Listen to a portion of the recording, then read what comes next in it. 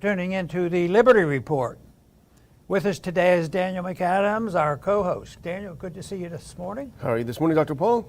Doing quite well, Good. Thank you. Very good, very good. Trying to curtail the growth of government. That's a job and a half. Yeah. Trying to expand the nature of liberty. That's a job too. Yeah. But especially since what my role is, you have to have fun trying. Sometimes that's hard. Some days you have to have self-deception. Yeah. But not today, no self-deception. We're going to really hit it hard. I'm going to start off with, new legislation. Yeah. Oh, right. Just visualize you'll be back in Congress, and we hear about this bill. And I tell you, Daniel, take a look at this. This doesn't sound good. And I'm going to read the title because I tell you, sometimes titles can tell you everything. So the title of this bill, and if we tell you who's writing it, that gives you a strong hint. That's Kinzinger. And he's not exactly a lover of liberty. No. Yeah. So this joint resolution may be cited as the authorization for the use of force to defend America's allies resolution of 2022. Don't we do that already? About use of force? Don't we do that already? I bet it is a rubber stamp. Yeah. Rubber stamp to actually encourage the president to do more. But, the thing that struck me with this is, I still turn on all the channels and listen for 3 minutes and they get discussed and go on. So when I listen to the anti-Biden channels, and they're Republicans basically, boy, they come down hard on him. Yeah, they hate him. And how many times have we seen the reels where he's had moments of delay in his thought processes? Yeah. That's out there. So what do? We need to take care of this. We need to protect against this. Let's give him a lot more power. Yeah. So I tell you what, who's the smartest people in the room now? Yeah. So, but of course the Republicans haven't had a record of awards for being the smartest group around. Yeah. Anyway, they have a different language, but and they probably have a different social agenda. But I tell you what. I keep thinking, how could the Republicans mess up this year? But they're capable of doing it if they decide what we need to do to solve this problem is give war powers, which are almost automatically, which the presidents have anyway, with executive order, and that began like with Truman. Yeah. Oh, right after the World War II, after all that carnage, the president just acts on, or we have a little police action activity, and not too many spoke out. Yeah. Taft did. Yeah, very few. Well, let's put up that first clip, and this is the announcement. Representative Adam Kinzinger introduces bill to allow U.S. military into Ukraine. That's a bit euphemistically stated because essentially what it is, as you point out, it's an authorization, but it really means is World War III. Now, Kinzinger, strangely enough, first of all, he's hated by the Republicans. He was big in favor of the impeachment of President Trump. He's done a lot of very, very unusual things, even on foreign affairs, and I use that word without irony. He's not loved at all, but he introduces this piece of legislation, and as you point out, it's to guard the territorial integrity of our allies. Well, first of all, Ukraine is not an ally, technically speaking. We don't have it's not in NATO. We don't have a bilateral security agreement with Ukraine. So technically it doesn't even match the definition that he puts in there. But of course, as you know, Dr. Paul, that doesn't matter. Let's put up the next clip. H.J. Res 83 is the title of the bill. And of course, everyone who likes talking to their representative, it's not a bad idea to bring this to their attention of what a terrible idea it is. We don't usually take positions. We're allowed to occasionally, and this is one in which we would take a position that is an absolutely horrible idea. The authorization for use of military force to defend America's allies resolution. Go to the next one. Here's the part that I clipped out, Dr. Paul. That's the operative part. Here's the actual specific authorization. Upon making a determination that the Russian Federation has used chemical, biological, or nuclear weapons in the territory of Ukraine, the President is authorized to use the armed forces of the United States as the President determines to be necessary and appropriate in order to, 1, protect the national security interests of the United States with respect to Ukraine, of which there are none. Number two, to assist in defending and restoring territorial integrity to Ukraine. Dr. Paul, I would rename this bill Open Door to a False Flag Resolution, Boy, because that's what it is. That sure looks like it. That's bad news. But you know, the one thing we have to give the president credit for, he's pretty consistent on this issue. And, you know, when Bush wanted this authority back in 2002, you know, to go to war whenever he pleased, Biden was all for it. Oh, yeah. As a senator. So he's consistent. He's been consistently owned by the deep state, you know, and the military-industrial complex. And his statement at that time regarding that resolution, I will vote for this because we should be compelling Iraq to make good on its obligation to the United Nations. Well, he believes in that stuff, but everybody believes in that stuff. I was told in the 8th grade that the wonderful things happened after the League of Nations was given up. It's amazing. I mean, that came back from 8th grade, but this is United Nations. It'll be much better, much more effective. And then he goes on to say, approving this resolution does not mean that military action is imminent. It'll be later on, you know, and it came too. So let's hope your prediction of what kind of a disaster this could lead to, it doesn't happen. But right now, when you make these kind of mistakes, they don't. Well, what did Hillary say one time about? Well, we can't just have all these weapons and not use them. We have to make use of them, see how they work. Yeah, that is an important point that you make there. That doesn't mean the war is going to happen right away, and that will be the argument. Hey, we want to give the president all the tools he has to deter Russia from doing what it may do to deter this. This is just putting something out there, but in fact, we've seen how this game is played. It's moving the goalpost further, and he's an outlier. Kinzinger is an outlier. He's not loved by the Democrats except when he's voting to impeach Trump. He's hated by the Republicans. So he's out there, but when he puts something like this on the table, even if it's at the far end of the table, that changes the debate. All of a sudden we're talking about the use of force. We're talking about the unthinkable, which is a nuclear war with Russia. And that's the purpose this serves. It expands the area of acceptable discussion to include something as heinous. You know, I mean, I grew up in the Cold War, certainly you did. This is something that never we would have imagined, especially not something as relatively trivial as the borders of Ukraine. We feel terrible about what's happening to the people of Ukraine, but I don't believe that New York should be incinerated. Well, no, just kidding. I don't believe that Texas should be incinerated because there's problems in Ukraine.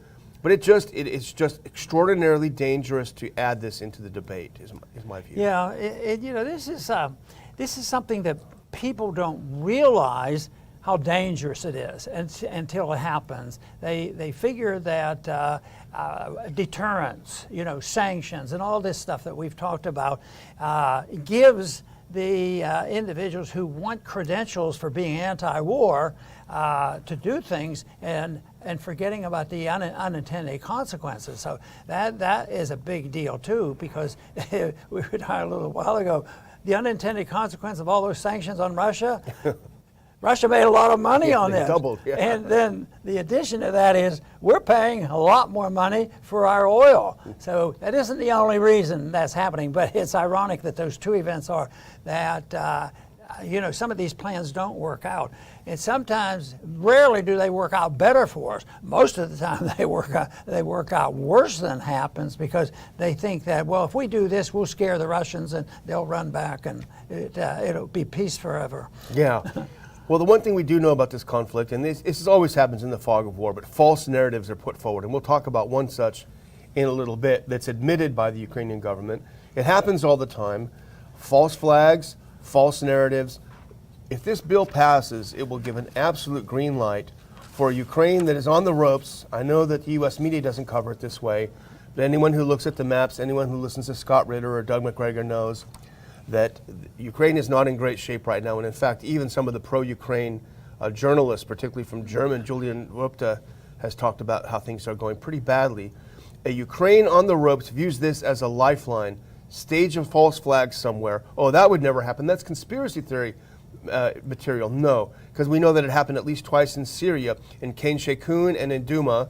2 false flags were planted with the assistance of some groups there.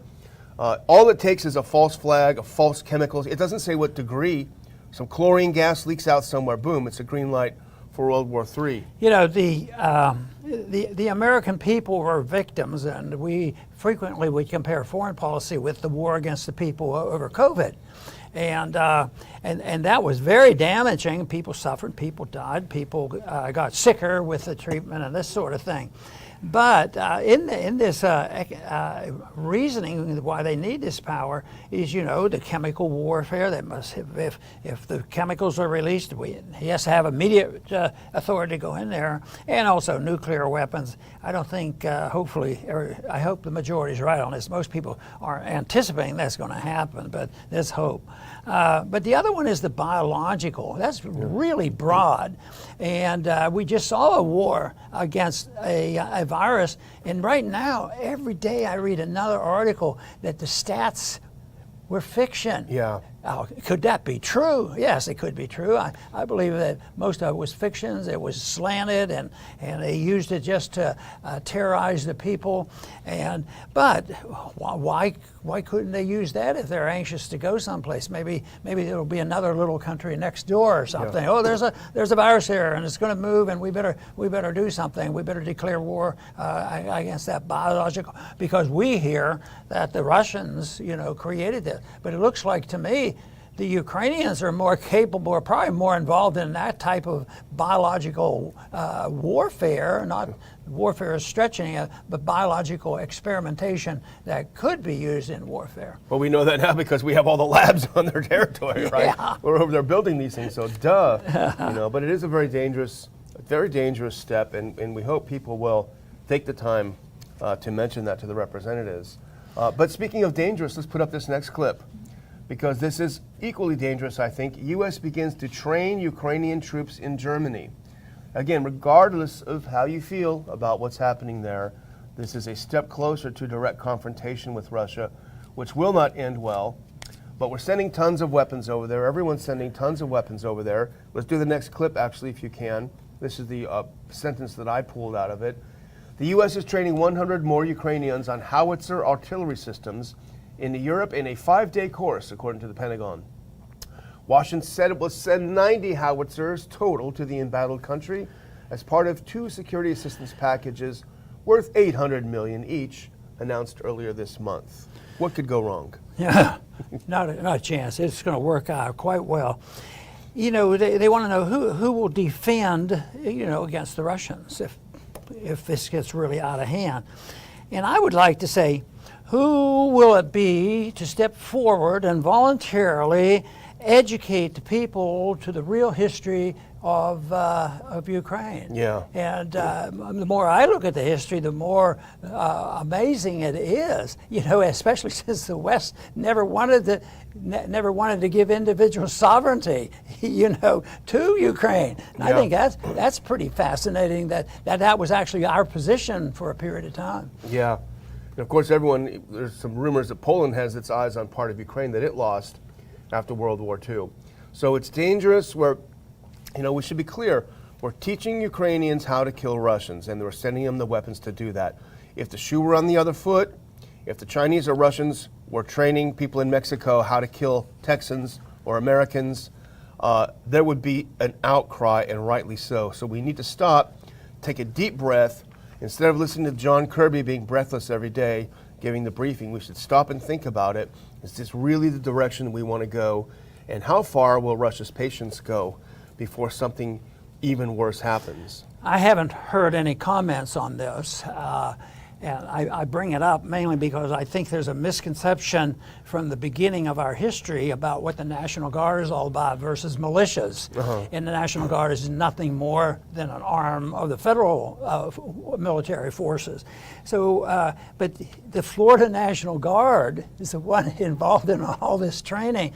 And because that's an issue that will split conservatives. Because they're not, you can be a very good conservative on a lot of the issues, like the governor of Florida is. I don't know his foreign policy on Very that. hawkish, yeah, he's very hawkish. So he's not going to worry about then, if he's very hawkish, he's not going to worry about the National Guard being involved. But technically, well, we shouldn't be doing it, but our states should be compelled to take their the remnant of the militia principle and use it to train somebody in Germany to pursue war. See, that makes no sense. That's where I think I'm afraid more conservatives are on that side of that, the wrong side of that, than on the right side. And one way that might be to put a bit of a wedge in there, and then again it feeds on some prejudices, but you can make the point that we're sending these guys to help defend borders 5,000 miles away.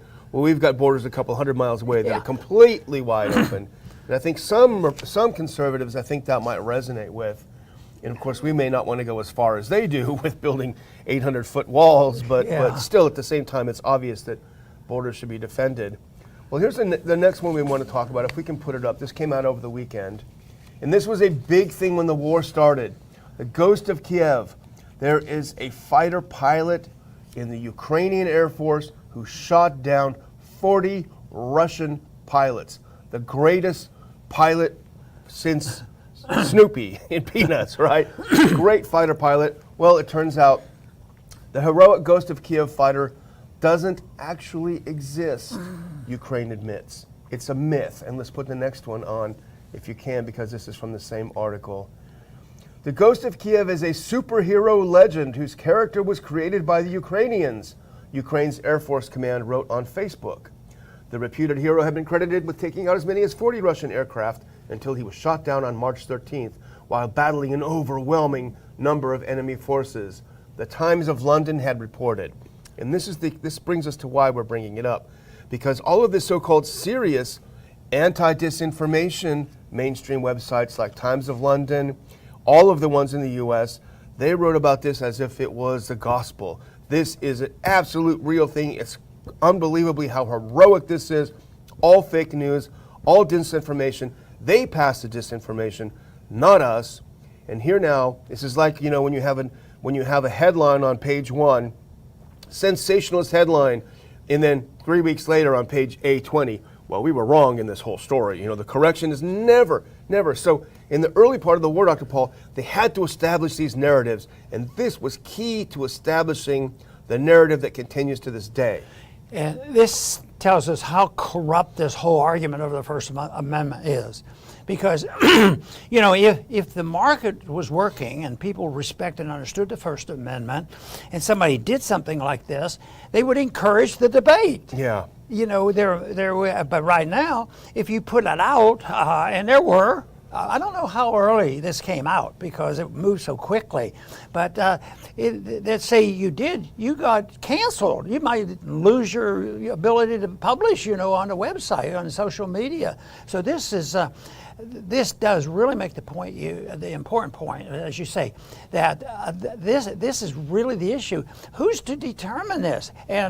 But they claim that right now they're talking about how if the people like us who have this type of an opinion about the First Amendment, that we're the enemy, we're the Nazis, we're the book burners. If they do that, if you don't want to have the truth out there, then you're a good guy. But if you want the truth out there, you're the one that's disrupting the First Amendment. That's the problem there. So I think it is.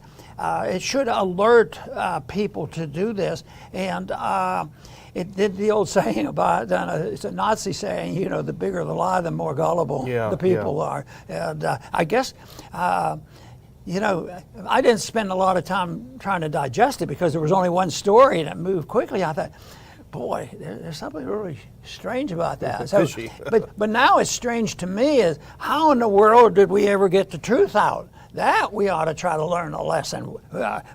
Who was there one individual that finally did this? And if that's the case, he or she should be complimented. Yeah, but it doesn't matter now because they've already established a narrative. Yeah. You don't get credit if you do it. They won't publish the correct. That's sort of like the newspapers. Nobody the cares corrections on tiny. the 37th page. But in really practical terms, this piece of disinformation, admitted disinformation, had a real practical effect on Congress. It affected the votes of members of Congress. And there were plenty of them that retweeted all of these heroic stories about the ghost of Kiev, repeated it over and over, and it affected how they voted. We've got to support, we've got to send more equipment, we've got to send more money, hundreds of billions of dollars, hundreds of millions of dollars. I mean, now 33 billion is coming. How much of it was affected by disinformation? I don't think Homeland Security is going to look into this kind of disinformation. And the other thing is, you remember early on, at the beginning of the war, retweeted and retweeted and retweeted was President Zelensky in the trenches, in his camo, in his military gear. This is a leader who leads his men. He doesn't hide behind. Well, it was all fake because those pictures were taken over a year earlier in a photo shoot, misrepresented as Zelensky being in the trenches with his troops. Again, the same thing when you start a war, and I'm sure we have some agencies that were involved in framing the issue around the beginning of this war. Heroic president, heroic fighter pilots. We have to support them. Plucky, they're just like us Americans fighting for their freedoms. All of it was disinformation designed to affect an emotional response among Americans. The shortcoming is nothing brand new. It just gets sometimes worse and you don't think it should. But what about leading up to the Iraq War and Saddam Hussein? There they go, and they hired somebody that lived in the United States. She was part of the embassy here, and she testified and told about how the incubators, that Saddam Hussein and his crowd was ripping these incubators away and letting the babies die. She never even left this country. It was just the biggest bold lie. And once again, I bet you a lot of people remember that story, and they probably say, "Oh yeah, I remember. We had to do something with Saddam Hussein. Do you remember what he did to the babies?" He was a monster. She was the daughter of the Kuwaiti ambassador to the U.S., and they didn't know it. And she was working with a public relations firm. And in fact, there's a great article. I don't have it in front of me, but the Ukrainian government has hired dozens of PR firms working around inside the Beltway. And you can better believe that they're creating the same kinds of narratives. So, yeah, we have a disinformation problem, but it's different than the one that Nina Jankowicz is going to be looking into, right? Very different. But we want to finish up with something that really got your goat, and this is your favorite Speaker of the House. She is upset about bullying, and she did a conference last month, in March about it, and she also brought it up again when she went to Kiev. Generally speaking, I don't like to personalize an issue. I think it distracts from the importance of the subject that we're talking about. But lately, I've been more willing and more annoyed by the speaker, and this is something that just really bugs me, because they had a conference in March, and they had that the country has to be better off, and the Democrats will lead the charge, and those bad guys, the Trump people, are a bunch of bullies. And all that stuff. So, but she was over there talking to Zelensky, and she was sort of lecturing him about, we will stop the bullying, and then I got to thinking, I think she might qualify as not only a bully, but she might be one of the biggest bullies, especially since she's able to hide it a little bit better, and her character is a little bit different. But just think of her power. Yeah, I know they don't follow all the rules because they have executive orders and they have Federal Reserve and they finance whatever they want and they go to war without them. But the House is supposed to, and to a degree, they're supposed to control tax bills and spending bill. So that means every bill, she can cancel any bill she wants. Yeah. And believe me, that's what management of the political system is like. You get bullied around. You either do it or you'll never get a penny, and we won't help you, and we'll cancel you, and we'll get you kicked out of the Congress, and they do all sorts of things. And she's very capable of that. So her type of bullying, I think she should be called on it. So yeah, some bullies are worse than others. They tried to bully you for a while, but it didn't work. Right. Well, I'm going to close out again. It's a Monday morning, so I'm going to remind everyone of our conference coming up. If you can put that last one up. Every day this picture gets more relevant, but the Biden Doctrine, New World Order, or Nuclear Armageddon, June 4th in Houston. Go to ronpaulinstitute.org, and you'll find a link where you can find out more about the conference. Right now we're 90% sold out. 9 out of 10 tickets have been sold. We've only got a small handful left. No word on whether we can get some extra seats, but it's getting down to the wire, so you're not going to want to miss it, especially if you're around the area. If you're anywhere within a couple of hours of Houston, if you're in Texas. Got a lot of supporters in Texas, Dr. Paul, and we'd love to see you. We'd love to get together, so check it out, and you're going to meet some great people, hear some great speeches, and just get together with like-minded people. I mean, that's the real takeaway from it. So we hope to see you there in June. Throughout history, one of the big debates has always been truth. Who's telling the truth and who's doing the lying? It isn't like it was just invented by the Republicans and the Democrats in the last 100 years. It's been around for a long time, probably history of mankind. It's people seeking out the truth. And people who care about it, they have to do a little bit of studying to understand it. But the big problem is what we're talking about here is when you send the policeman out there, or the monitor, or the people to suggest what truth is, they become, the arbiter that's doing the lying. And it's sort of like a crooked policeman, somebody who's supposed to intellectually police the system and tell what is right, and they're out there distorting it because their whole belief is totally contrary to this. And then when you have a police force, and like our judicial system, you think, and you want to hope, and there's a period of time in my life I had a lot more confidence in the policing activities at the national level, like the FBI. They were held in high esteem, and there's probably still some that deserve it. But I tell you what, it's not a good solution at all. And when you think of the terrible things that's happened since we've had a CIA and how much activity has been going on, we're in all these countries. It's just even the coup in Ukraine. We know the CIA was involved in that. They didn't hide from it. They don't even hide from it anymore. And that's one budget I never got to view. I never saw the budget. And even if they showed you some papers, they're not going to tell you, because there's probably plenty of financing done with a black budget, and that is the Federal Reserve. So finding the truth is one thing, but there's no reason implementing it and dealing with it in a political sense is difficult. But I just don't think that it's difficult to understand the difference between a higher law and people who have no concept of what right and wrong is, and they become nihilists, and they become to the point where they become the arbiter, and they become the designer of what is truth. And they actually believe that is truth once they decide it. Governments do this, politicians do it, and then once they say it, if they have power behind it, then that is what the truth is. But I think most people know the difference, and I think they should be encouraged to be willing to stand up and defend the truth, because it's far superior to listening to this constant lying and innuendos and people taking advantage of it politically and gaining power and gaining wealth. I want to thank everybody for tuning in today to the Liberty Report. Please come back soon.